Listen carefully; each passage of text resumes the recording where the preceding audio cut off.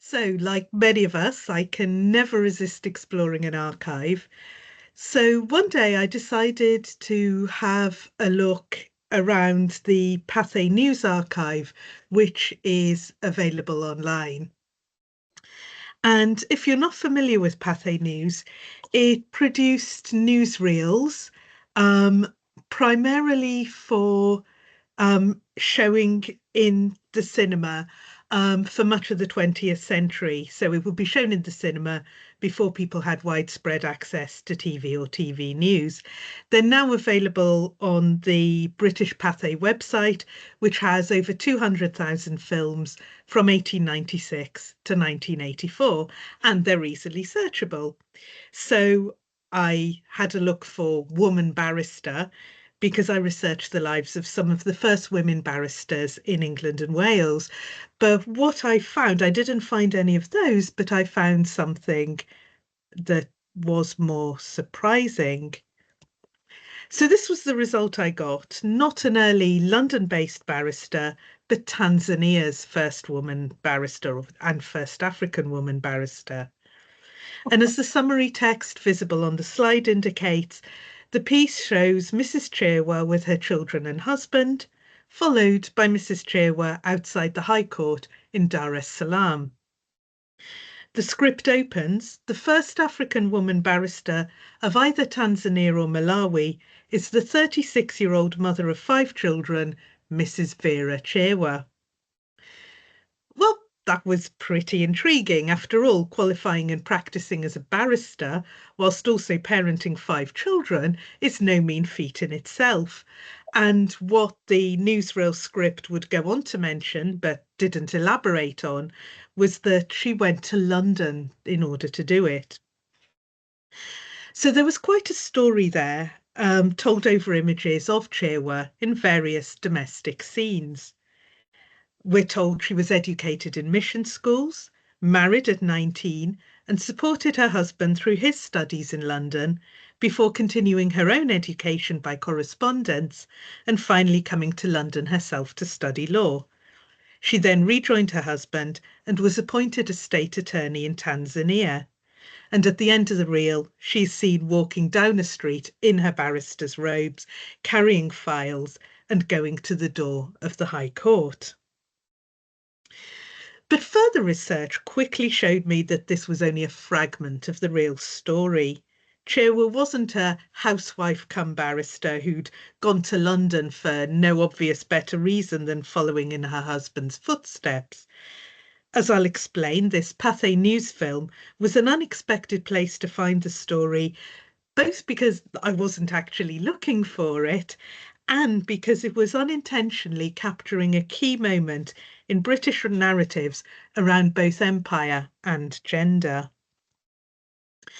Nothing in the news story was untrue, but it did lie by omission. Her autobiography is titled Fearless Fighter, and to see why that's apt, let's look at the details the Pathe News left out.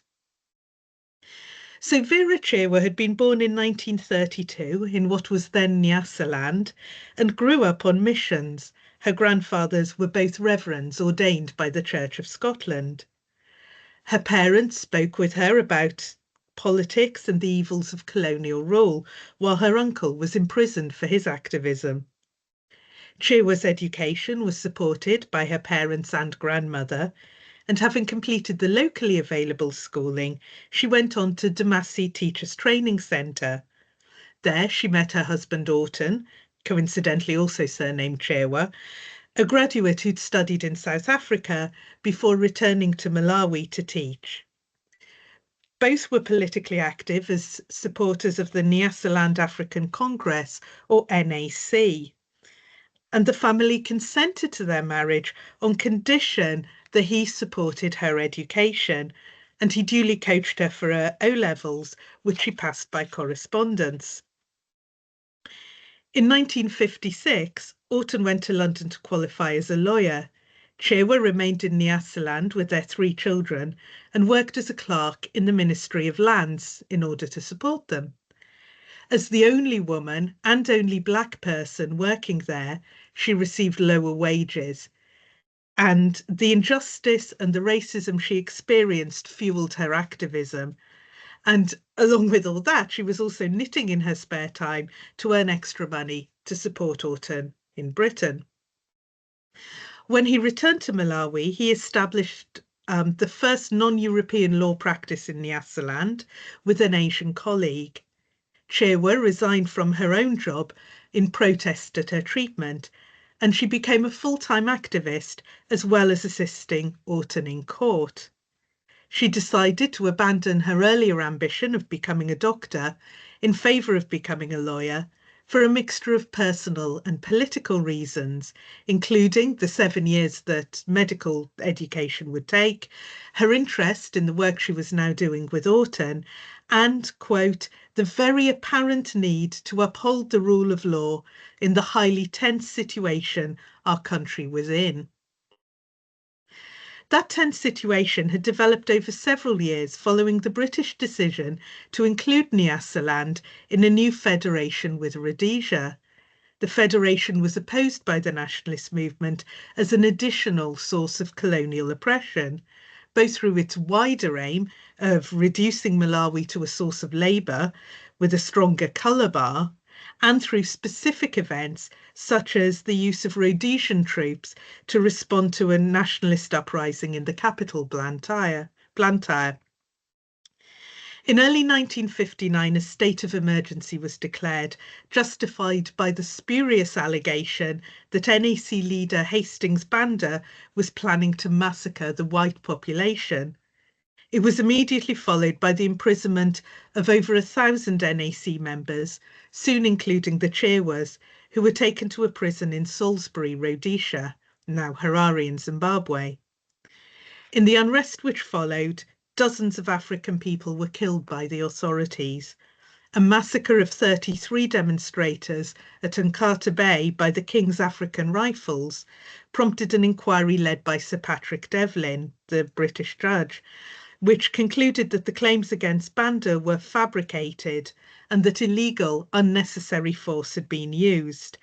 And it determined, to the great embarrassment of the British government, that Nyasaland, quote, had been, albeit temporarily, a police state, end quote. Chewa had contributed a written statement to that inquiry. Meanwhile, she was moved to a prison in Malawi and charged with incitement and unlawful assembly. She was eventually acquitted of the charges, and upon her release, she co-founded the League of Malawi Women and travelled through rural areas recruiting women to it. After the state of emergency ended and as independence approached, Chewa was able to study for her A-levels by correspondence course. She took the examinations 3 days after the birth of her 5th child. Meanwhile, the federation was dissolved and a new constitution allowed for an African majority in Nyasaland's Legislative Council. Elections were held and Orton Chewa became an MP and Minister of Justice. One of his initiatives was to establish a law school where students could take part 1 of the bar exams before travelling to London to complete qualification. And that was the model Chewa followed, passing everything except Roman law before she completed her legal studies at University College of London. In July 1964, she returned briefly from London for Malawi's independence celebrations. She recalled dancing with the Duke of Edinburgh. Quote, it was a special moment to dance with this ultimate representative of the British Empire in celebration of the freedom for which we had fought so hard. However, the cabinet crisis soon intervened. President Banda dismissed or forced the resignation of many of his cabinet ministers, including Oscar Chewa, and the family were forced into exile in Tanzania, which, as Tanganyika, had also been subject to British rule. Trapped penniless in London, Chewa was able to continue her studies with the help of British supporters. Despite all these difficulties, she was both called to the bar at Lincoln's Inn and passed her LLB in 1966. She passed her LLM in 1967. She depended once more on a friend's assistance to buy her aeroplane ticket back to Tanzania, whose legal system had much in common with Malawi's. So why did Pathe News tell her story as it did? Well, one answer is that Chirwa's pioneering role straddled the end of the colonial era and the first years of independence. In this period of decolonisation, the metropole was keen to present independence as a gift from a benevolent Britain to its dependents, one in which they would maintain British values and support British interests after independence. And the mythology around the British rule of law was a central pillar of this. Chirwa was squeezed by the news item into that narrative, but in reality she fundamentally disrupted it, both as a long-standing independence fighter and more particularly as one who had seen the limitations of rule of law for colonised subjects during her own detention. Her qualification in London was thus an example of the complexity of the post-colonial inheritance. Newly independent African nations, including Malawi and Tanzania, now had their own legal systems. They refused to place within British legal structures by rejecting the Privy Council. Nonetheless, legal systems frequently did retain their pre-independence forms, and Chirwa's decision to qualify in London at the moment of independence encapsulates that tension. Qualification at the Bar of England and Wales was, paradoxically, the first step towards her legal practice in a newly independent state. And her gender is the other answer to why Pathe News retold her story as it did. Every woman barrister changed the very character of the profession, whose authority had rested in large part upon its claims both to unbroken tradition and to masculine norms of rationality and expertise. That remained a source of unease throughout the 20th century, with women's numbers in the English bar remaining tiny until the 1970s. African women barristers additionally posed a threat to traditional social stability in their home countries. And the response is evident in the Pathe newsreel. Chirwa, like her white British counterparts, was granted a singular shining moment of qualification, with subsequent challenges left unspoken. Even though the film was taken well after her call, it made no allusion to the difficulties she faced. The appearance of this Malawian woman in front of a court visibly in Tanzania went unremarked, allowing her history of exile to remain unmentioned.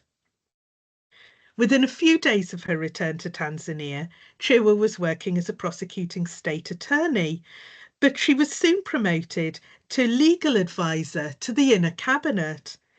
That was omitted too from the Pathe news story, perhaps because such high professional status was incompatible with a narrative of newly independent nations depending upon progressive British influence. In reality, her prestigious role was beyond the expectations of women barristers in England who struggled to have a practice at all. This report further neutralised her as a challenging political actor by the focus upon her as wife and mother, and there's an uneasy tension in the film as a result. The wife and mother of five are not roles obviously compatible with that of barrister, and no attempt is made to reconcile them. It's implied that though Chirwa has qualified at the bar, her feminine domestic role comes first, both metaphorically and in the film sequence literally. Chirwa's own account of motherhood was different. Before coming to London, when the state of emergency placed her at risk of imprisonment, she told her husband, "I do care about the children, but what can we do? The struggle involves everybody." So she wasn't the domestically focused housewife depicted by Pathe News, but the former head of a women's independence organisation that had been referred to by President Banda as an Amazon army. Time doesn't allow me to tell the rest of the story. Che was kidnapped and on fair trial, death sentence commuted to life imprisonment, adoption as an Amnesty International prisoner of conscience, release after 12 years, and subsequent career as a human rights activist. But hopefully, I've given a flavour of the extraordinary stories that can hide behind even an already surprising account given in a scant minute of black and white film. Thank you.